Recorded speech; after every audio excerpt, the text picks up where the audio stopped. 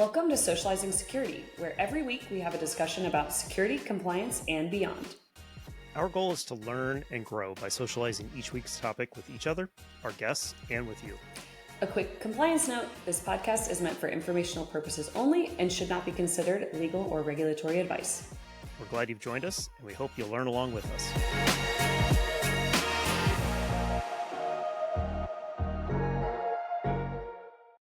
All right, welcome back to another episode. We're going to try a little bit of a different intro today. Instead of our normal pleasantries back and forth, Brian was just sharing an interesting story related to our topic today about job hunting. And I figured, you know what, we should just start recording instead of, I get all the juicy content and then we're like, anyways, back to the regularly scheduled programming. So Brian, tell us a little bit about the event you went and kind of what the reflection was, especially with your job search. Yeah. So I was at a work-related event where it was, casual happy hour type of deal, and happened to be with a person that I used to work with a lot in the past, who, when I was looking for a job through the summer of 2023, was there for me. And, we had several conversations that resulted in a verbal offer for a job. Like, we'd come to an agreement on what the job would be. It was a very small company that. Yeah, I remember we were talking about it when it happened. You were excited about the role. Yeah. It was a strong opportunity for me to grow. It would have been me going back more into a pre-sales and technical engineer type of a role, which, is something that I was definitely considering before I got laid off. I enjoyed the education aspect of it. You gotta add some humor to it, because otherwise it's just so dreary. Yeah. I'm totally not dreary about the situation at this point. The summary of the story is I'm in the place I needed to be. So, everything I went through last year was okay. But I was talking to a person I met there who just recently had gotten laid off. And so we were chatting about that experience for both of our perspectives, and, trying to give him the kind of advice that we talked about on the last episode, and that we'll actually be getting into more of on this episode. But I'm very much a person, if I can learn from it and I can teach somebody else and help them not get hit as hard as I did, then, the situation wasn't all that bad. Yeah. And so we were talking there, and up walks the person that I used to work with several jobs ago, who tried to hire me last year, in the previous year, when I was looking. And so I introduced them and I mentioned, hey, he's part of my story. And I told it real quick, and he showed signs of distress. And I'm like, I don't want you to think that was a knock on any level, because I understand the situation. He was upfront with me. He told me, he was completely open and honest. We had that previous relationship. I never felt ill towards him. It wasn't on him, right? All of that. No. The job offer falling through had nothing to do with him. It was just shitty timing. It was business decision. And I got it. And I know what they did a couple months afterwards. They ended up hiring somebody that I don't want to say I lost the role to, because it wasn't that way, but it was somebody that was filling the role that I was going to be hired into. They just needed that person to do slightly different things. And that other person is somebody we used to work with before, and I respect to the moon and back. And so no ill feelings anywhere, but it was just kind of funny to be able to run into that situation, have that conversation with somebody that is going through it currently at that time, and just, I don't know, the conversation we had last week, the conversation we're preparing for this week, it all kind of comes together, and it's like, okay, these are the reasons why when bad stuff hits the fan, for me. I love that you just didn't swear. Okay. When shit hits the fan, yeah. That too. I've gotten so used to using that phrase in places where I'm not comfortable swearing that I automatically go there. I am comfortable swearing here. Sorry. So it becomes a thing for me that I've learned, because I tend to be a pessimistic person. I tend to be a little bit negative. I like to complain. So I've had to teach myself to not fall into those traps, to not fall down there. And so when I can take a situation like 6 months without a job and be able to have stories I can share with people that are starting that same journey, and watching friends go through it right now, and learning, hey, I am going to treat a friend getting laid off a lot differently now that I've gone through it. Taking those lessons and sharing them, and this applies to all of you that are watching and listening to us have this conversation as well. That's a passion for me now. I'm willing to have just about any conversation I could fit in my schedule with people I know, how to deal with this. And I've had 2 or 3 people reach out in the last couple of weeks as we record this, asking if they could get a referral. Some of those came from you, Milou. Yeah, I was like, is that me? Was it me? I was like, I had takeaways from our session, Yeah. from our last week's episode, clearly, because I left like full steam ahead and was like, was taking some of the advice that you were like, hey, like as somebody who is in a job and has friends that are looking, which unfortunately for me right now, like an organization that I used to work for, like laid off all of their staff. So I have some really, really awesome recommendations right now and referrals, especially the superstars. I'm like taking the advice and trying to look at companies that I know people at, looking at their job boards for them, being like, hey, I think this role might be interested, sending it to them, being like, hey, not sure if this is what you're looking for. I know someone at this company.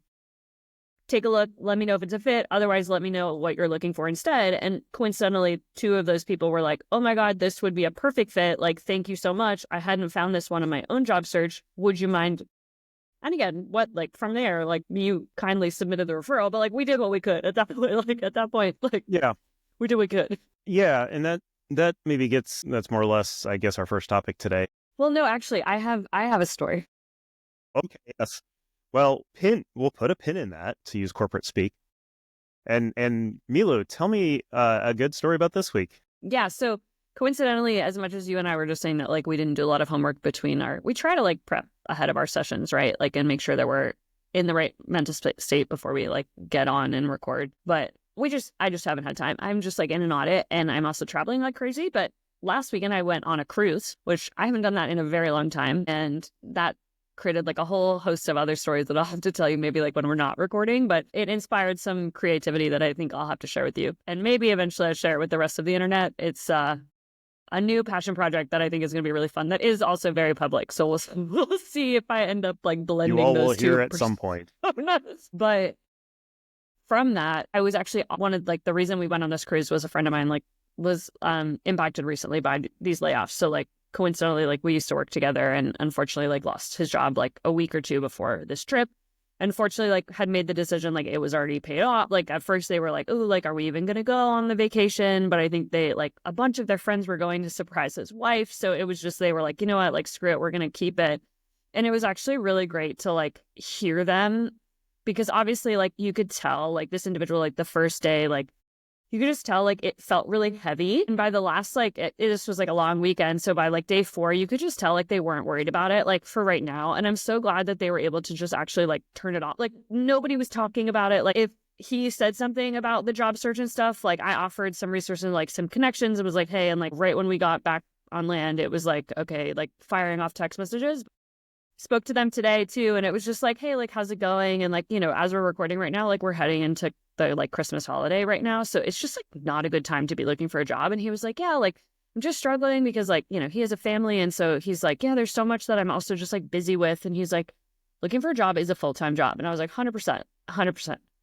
And then it was like, he was like, yeah, and like, I feel guilty because I haven't really had the time with juggling like his family and other things to like actually like really focus on that. And I was like, honestly, like right now, like take the break, like take it as a break, start in the new year. Because like right now, and I don't know if you disagree with that feedback, I'd be curious to hear it, but I was like, nothing is happening from a hiring perspective in the next 2 weeks. Like everybody's offline.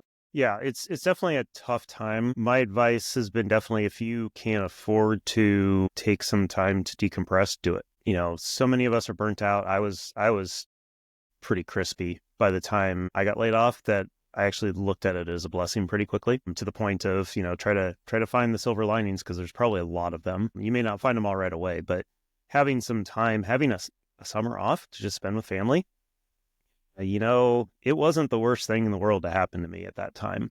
And acknowledging like that comes with significant privilege. And I know we talked about that on last week's episode too. And he's in the same boat. Like he comes from dual income. So like his partner is able to support their family in the meantime. And so like, you know, and they're in a very privileged financial position. So there's less like, oh my God, urgency. Obviously, he still really wants to find a job ASAP. So like, he's very like, but I was very much like, I was like, hey, maybe just like, don't feel guilty for the next 3 weeks. Like enjoy the time with your kids for the holidays. And then like come, you know, January 3rd or whatever, like pedal to the metal. Yeah. And no matter how old the kids are, because my kids are older, that time is time you never will get back. And, you know, I have mild regrets at times. You know, I traveled a lot when my kids were younger. And so I did miss things on occasion, but I always prioritized it and rarely did. But, that opportunity to say, like, we're just going to take a bunch of road trips because, we're not going to buy plane tickets, but we could drive wherever we want. And we've done big driving trips in the past. So, driving from Nebraska to Maine has been done in the past. And so we didn't do anything quite that big, but it was discussed. And it's like, okay, well, I can apply for jobs and do interviews. One of my jobs, my final interview was literally done in the back seat of our minivan while we were on vacation, and my wife and kids were in an art barn. And that was my final interview, and I got the job. So these things can happen. And that's not the only time I've done an interview while sitting in the back of the van. That might be a trend for me now that I think about it. You're just like, this is a specific niche. To be fair, like as a hiring manager, also like as long as they show up and like they're timely and we can have a good conversation, I think like as long as your internet connection is strong, then like more power to you. It like just doesn't bother me where people. No. And as long as they can focus on the conversation, that's the other thing I would put in there is make sure you focus on the conversation, because you don't want to half-ass an interview. It's better. I would rather you reschedule with me. But if you're going to be managing your kids through the hour that we're talking, but you know what, if you're sitting in the back of the van while your spouse or one of your children are driving you around, I don't care as long as it's quiet on your side.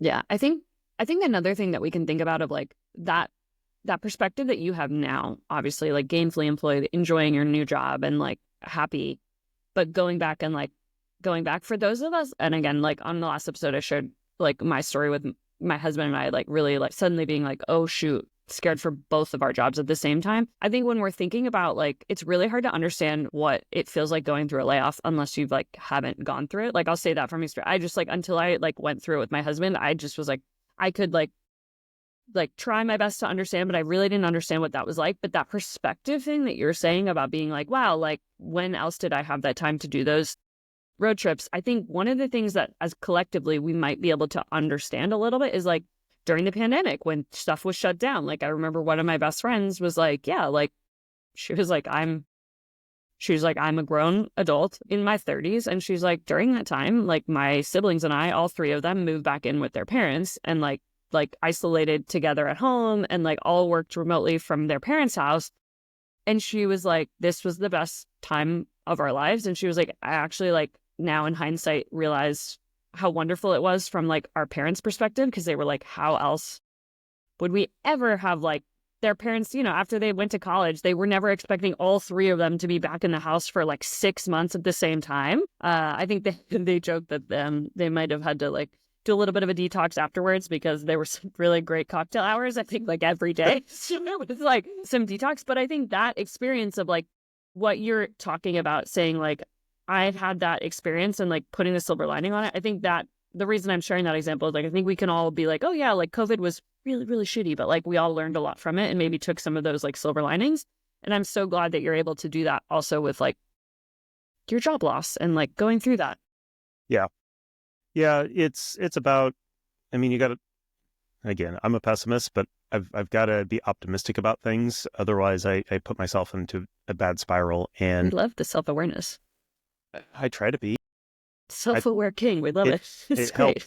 It helps with therapy, for sure. We love a therapy king too. It's great. Love it.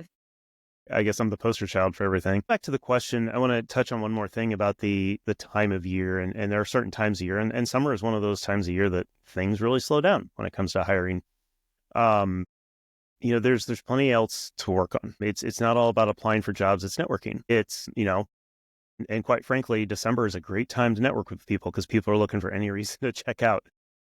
That's true. Until like the week of Christmas. Obviously, then like leave people alone because they're going to be like, no, thanks. Yeah, things are down at that point. And so, some of us we take that opportunity, and I personally didn't, but I have advised others, particularly in the IT field.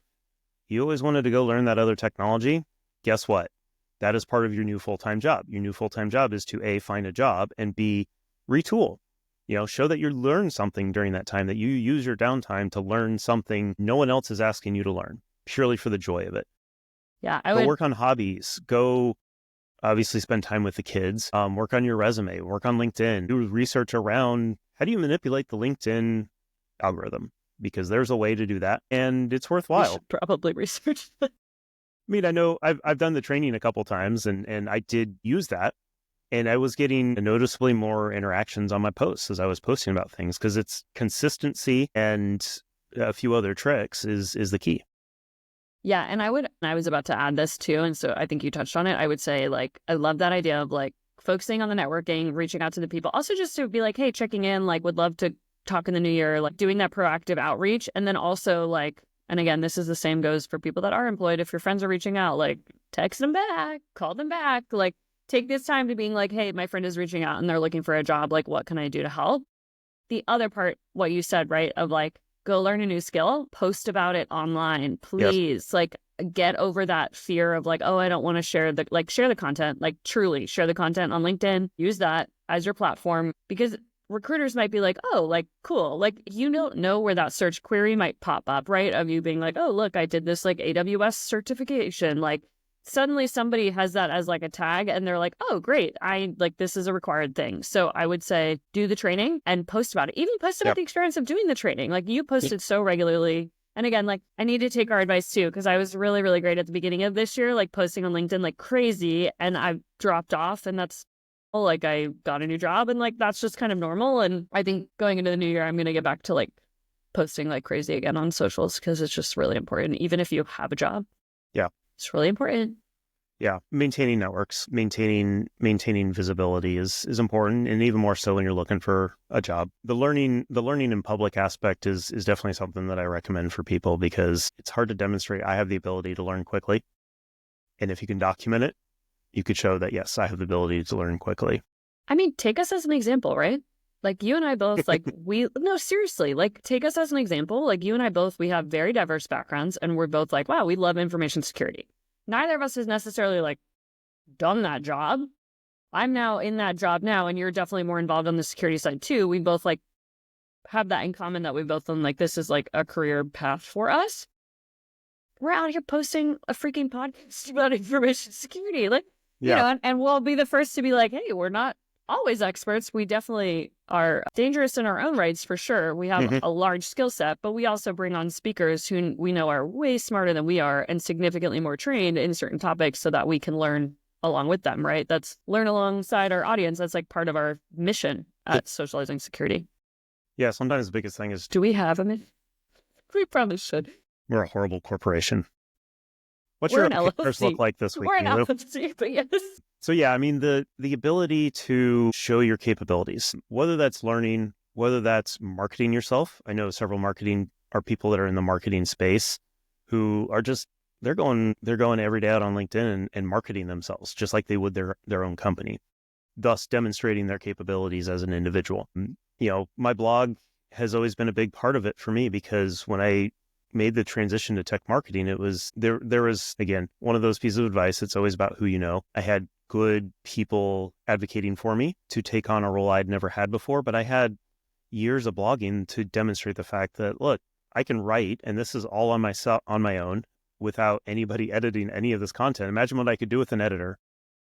And I had done some professional writing with an editor as well. So that was out there and available. So the other thing is, I think we talked about a bit, which was find some things that you can do to get paid, do some freelance work. And doing that before ever needing that job, I was able to have that runway to show that, yeah, I'm capable of doing these things.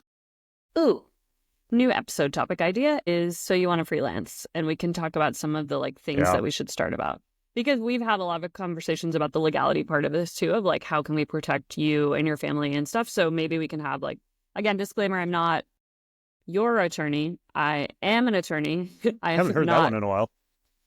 Yeah, we haven't said that in a while. But as a disclaimer, we do have it at the beginning. These are our own views and I'm not your attorney, but I am a lawyer and I'm happy to kind of walk through what it means to set up an LLC, right? You know, if you do want to freelance and you're thinking about what that looks like, what's the benefit of doing that? Like, why should we set that up? Maybe that's a great thing for our first episode for the new year that we're going to record, of just thinking through that, because it's helpful also, and such great business experience. Suddenly you're also a business owner. And so you can now also add that to some of the skill sets, right? That you're like, oh, I've learned a lot about like, do I need business insurance?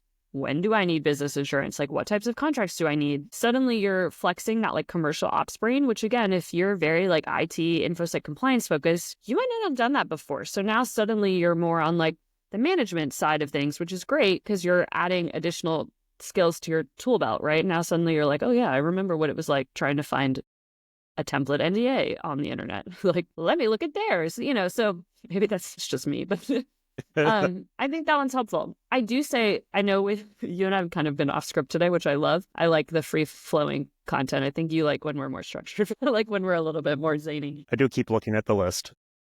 I will say one of the topics I definitely want to make sure to cover, because we didn't talk about it on our last episode, is the mental health portion of the job search.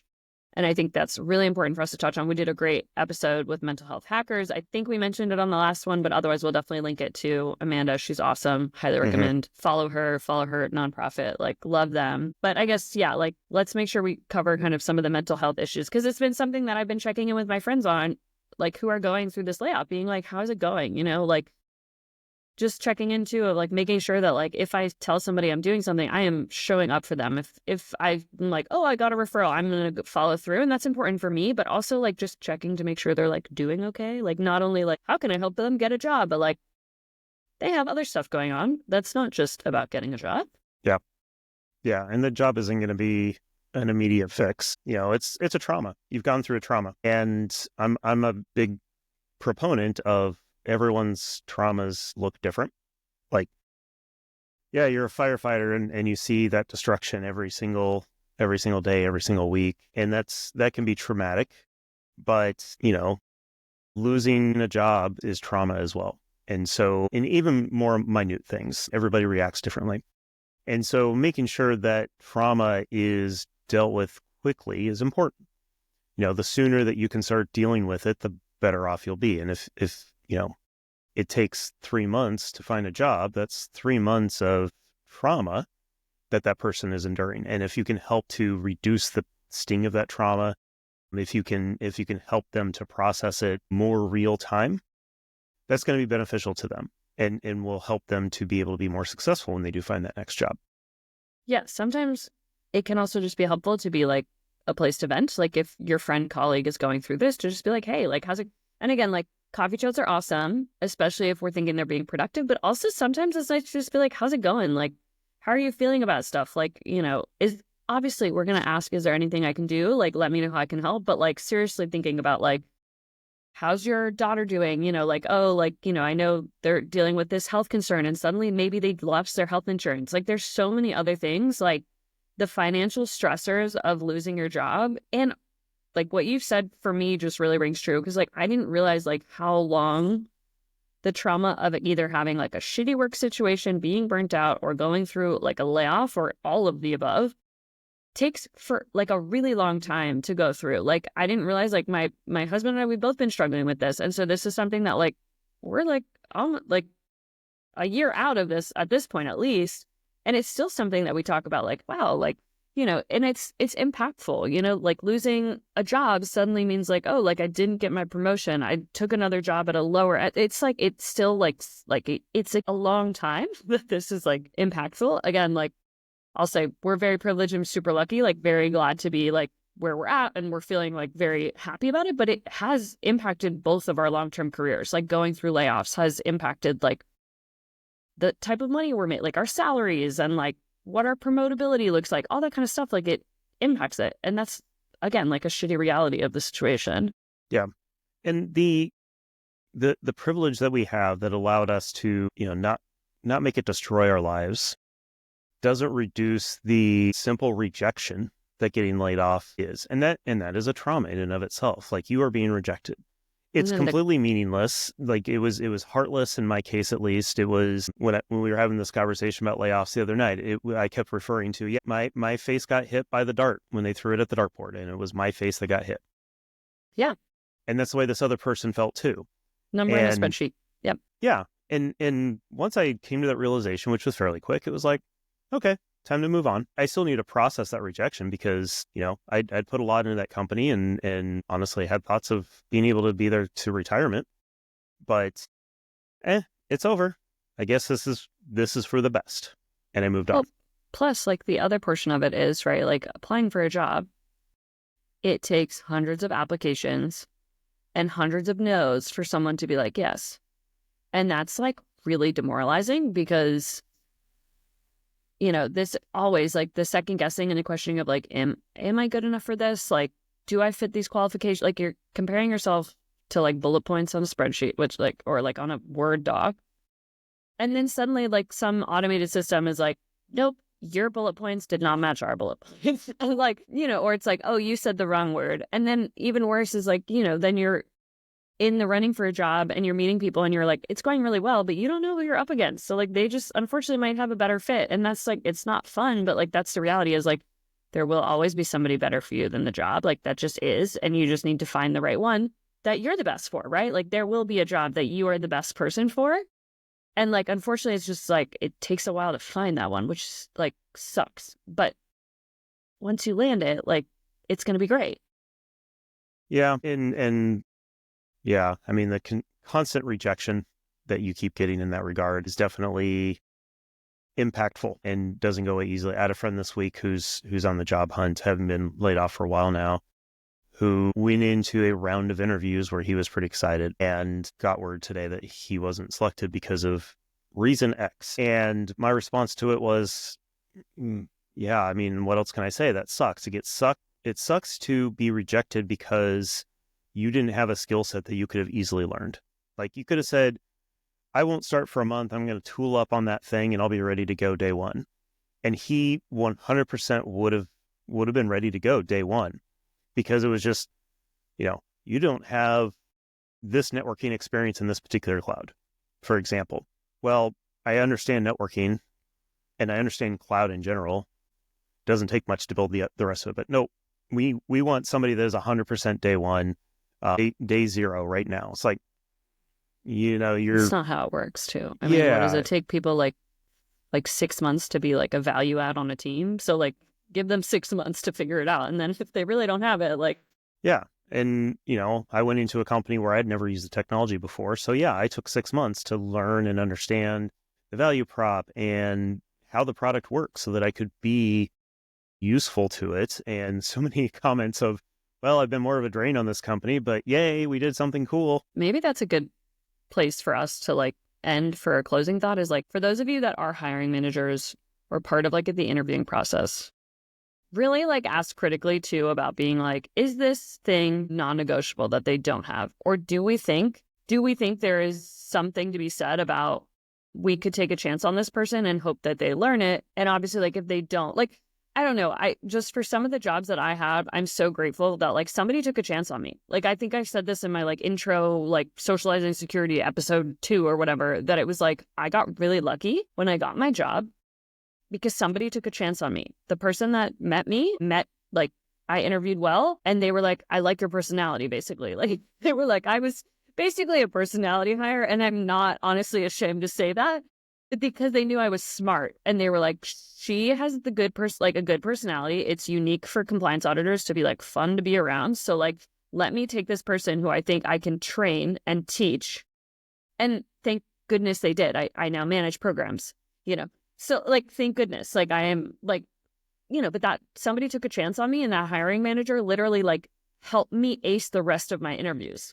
That's wild, but like that individual went above and beyond because they were like, this is the right person for the job. Even if she didn't check off X, Y, and Z, I will help fix and I started that way. Like I started and, that hiring manager was like, okay, you have 60 days to go get this ITIL certification. Then like after that, you have, 2 months to go get this training. And like, you have to do this by this date. And I hit all of the deadlines, right? Like, like it worked out.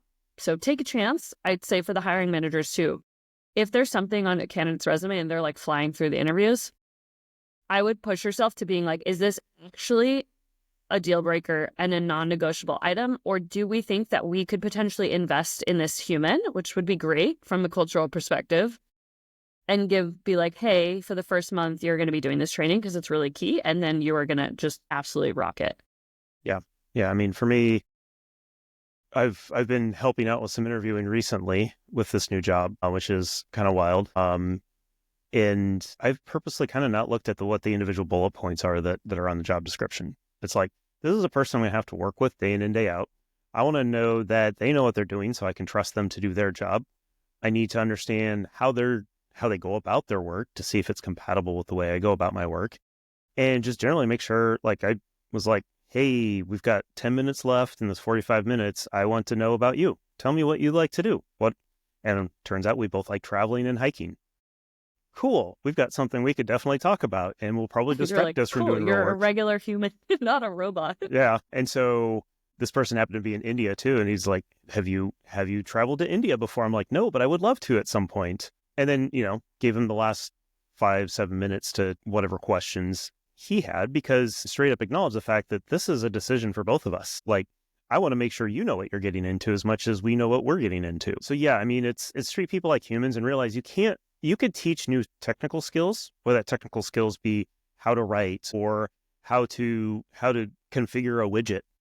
But it's a lot harder to teach a person to be a good human being. So 100,000%. To me, it's always about picking a good human being. And if I have to train them and teach them how to do something and I feel like they've got the skill set, the capability of learning, let's go.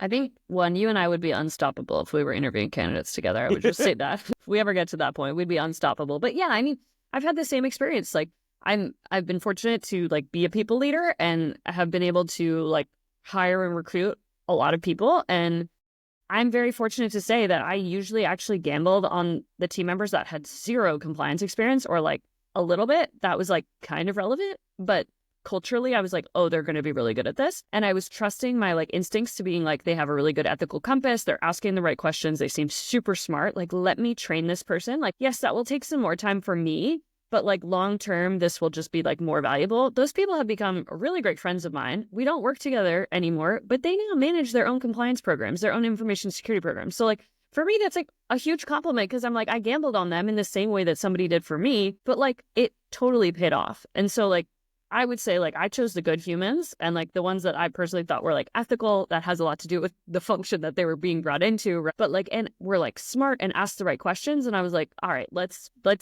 see. And obviously sometimes like if it's not a fit, that's okay. You know what I mean? Like that's okay. But like I didn't really lose anything by like if that happened and it wasn't a fit. But for the most, I have 100% success rate on that right now. So I have yet to have that. Cool. Well, I think you're right. That was way unscripted. It's more fun that way. It is. I won't deny that. Sometimes it's hard for us when we're talking about like more technical things to then like free flow. And occasionally you tell us that it's to what I am now coining as ping-ponging when we go from topic to topic. Yeah. Well, it'll be interesting to edit and see how what the AI tells us the chapters will be on this one. But we definitely love feedback on this one. If people enjoy this more laid back style, I think we're both at a point where we need lack of structure for a little bit. So yeah, there's definitely a time and a place. The end of the year recording these is getting harder just because I'm ready to just like turn off and do nothing. So I am also part of the problem when it's the like corporate America December struggle and I'm feeling it, that I'm like, I just want to go like bake Christmas cookies and I want to ignore the audit that I'm currently in. Yeah, definitely. So we appreciate everybody listening in as always. And this won't post until after the holidays, so I hope they were successful. Holidays. Yeah, I hope they were great. They were great. But Happy New Year, I guess. That's still relevant. Yeah. Good luck on those resolutions that you may or may not have made, or may or may not still be doing at this point. Keep checking in on your friends, colleagues, loved ones that are going through job loss right now. Keep checking in on them. Whether you feel like it's not helpful or not, like just keep checking in. Ask them how they're doing. Ask how you can help. Try to be proactive about it. Take some of the tips and then also just like check in with them from a mental health perspective. Do a wellness check, right? Like do like a, hey, how's it going? Like, let's not talk about job stuff. Like, let's just talk about like what's going on. Like, how are your holidays? Mm-hmm. Yeah. It's a great time of year to reach out to people for sure. Till next time. Take care, everybody. Thank you for joining us for another episode of Socializing Security. We hope you learned a thing or two with us. If you'd like to continue socializing with us on this topic or have feedback, we'd love to hear from you on LinkedIn or social media. Just search for Socializing Security. Or you can email us at info@socializingsecurity.com. Until next time, stay social and stay secure.